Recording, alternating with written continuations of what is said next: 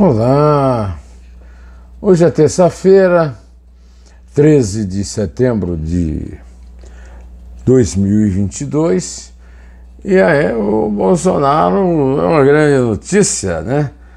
Talvez com uma toga, fantasiado de toga, disse que se perder a eleição, passa a faixa. Grande novidade. E quando foi que um cara que perdeu uma eleição não passou a faixa para o outro, hein? Quando foi isso que aconteceu no Brasil? E que força o Bolsonaro tem no Tribunal Superior Eleitoral, no Supremo Tribunal Federal, para decidir se passa a faixa ou se não passa, se o povo decidir tirá-lo do pleito, hein? Este é o principal assunto de hoje, mas eu tenho também outros. O Alexandre de Moraes desmarcou a reunião que ele tinha com o ministro da Defesa, já que a gente está falando aqui de milico, né? O general Paulo Sérgio Nogueira, quando tomou conhecimento de uma contagem paralela por parte dos militares, né? O IBEC, ex-IBOP, deu uma subida do Lula e uma permanência do Bolsonaro no mesmo lugar, deixando praticamente claro que o Lula praticamente chegará em primeiro para o segundo turno ou ganhará no primeiro turno, né? Antes de começar o comentário, como sempre eu faço, eu quero agradecer a grande alegria de contar com a sua presença, o grande conforto de ter você entre os meus inscritos. É um prazer que você leve seus amigos para as redes sociais e vá também para as suas redes sociais, né? E vamos trabalhar. O Bolsonaro disse: se perder a eleição, passa a faixa. Bolsonaro. Quem é Bolsonaro para passar ou não passar a faixa? Decidir se passa a faixa ou não. E depois o seguinte: quem é o Bolsonaro para alguém acreditar em algo que ele diz? As pesquisas já mostram que ninguém mais acredita no que ele fala, nem os eleitores dele. Para que serve uma frase dela? Foi numa entrevista a um podcast evangélico. Ele disse que na idade dele, 67 anos, não teria mais nada a fazer na Terra. Eu tenho 71 e não estou fazendo só esse canal aqui para você todo dia, não. Temos aqui uma entrevista que fiz com a Isabel de Castro Pinto, com o Télio Farias, a respeito do belo livro que ele fez, o presidente da Academia de Letras de Campina Grande, na qual ocupa a cadeira em homenagem a Francisco de Assis Chateaubriand, Bandeira de Melo, né? Um livro maravilhoso aí a respeito de um assunto da moda. Pedro Américo, o cara que pintou aquele quadro que inventou esse negócio dessa independência dia 7, né? A entrevista, olha, você não pode perder, né? Mas antes disso, vamos ao assunto do dia. Então,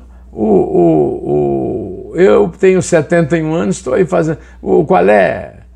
Qual é aliás, o Bolsonaro não fazer nada não é grande novidade. Lá no Palácio, por exemplo, ele não trabalha, não faz coisa nenhuma, não dá um prego numa barra de sabão, como se diz lá no sertão. Aí o ministro Alexandre de Moraes, presidente do Tribunal Superior Eleitoral, desmarcou a reunião que tinha com o ministro da Defesa, o general Paulo Sérgio Nogueira, depois de tomar conhecimento de que os militares estavam anunciando uma contagem paralela. Quem é milico para contar voto? Milico não tem nada a ver com contar voto. Recolham seus quartéis e parem de ficar atendendo a cantoria daquilo que o Marechal Castelo Branco chamava de vivandeiras dos quartéis. Bom, e nos quartéis vão ficar esperando a eleição, que a eleição está cada vez mais favorável ao candidato da oposição ao Bolsonaro, que é o Luiz Inácio Lula da Silva, do PT. O IPEC, ex-IBOP, é um banho de água fria nas expectativas dos bolsonaristas, né? O Lula passou de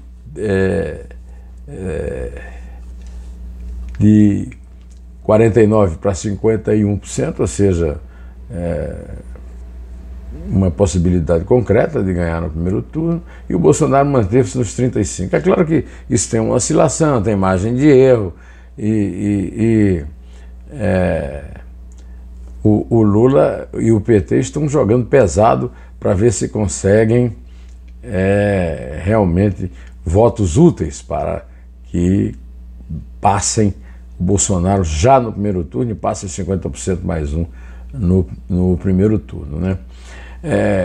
Em 2006 havia essa perspectiva em relação ao Lula, mas ele foi ao segundo turno contra o Alckmin, que é o vice dele, agora que anda elogiando, uma beleza, só dava pau e agora elogia, né?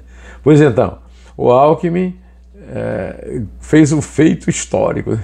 Ele teve menos votos no segundo turno que no primeiro, não acrescentou nada e ainda perdeu o voto.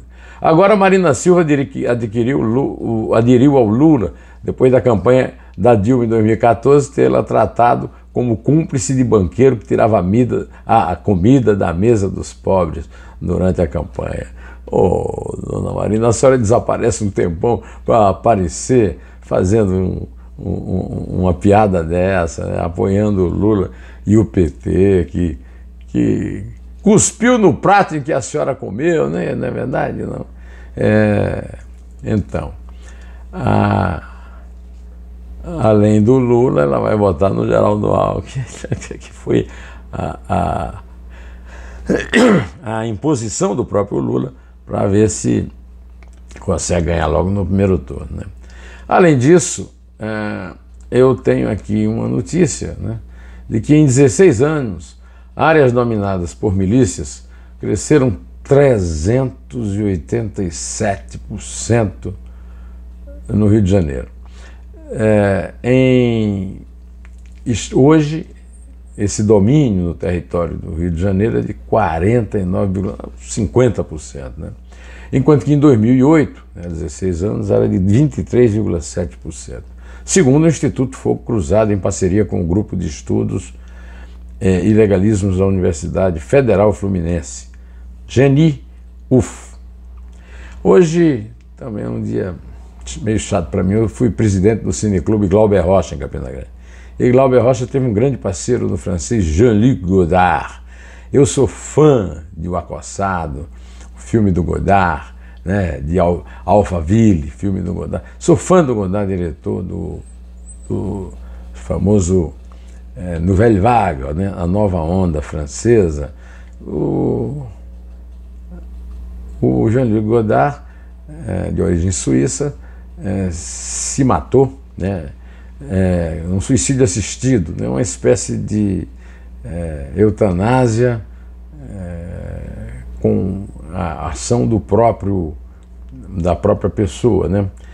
O Godard deixou uma passagem maravilhosa pelo cinema e eu fico aqui lamentando a ausência dele. Agora, fazer o quê, né? Vamos lamentar a ausência, vamos chorar e vamos tratar de preservar o grande acervo do Godard, que foi um grande cineasta. Eu me lembro das cenas no aeroporto de Santos Dumont, que é um dos aeroportos mais lindos do mundo, e depois fizeram uma reforma lá, que ficou um chavecão, né? Bom, eu quero desejar aqui uma boa semana para todos, direto ao assunto, em té!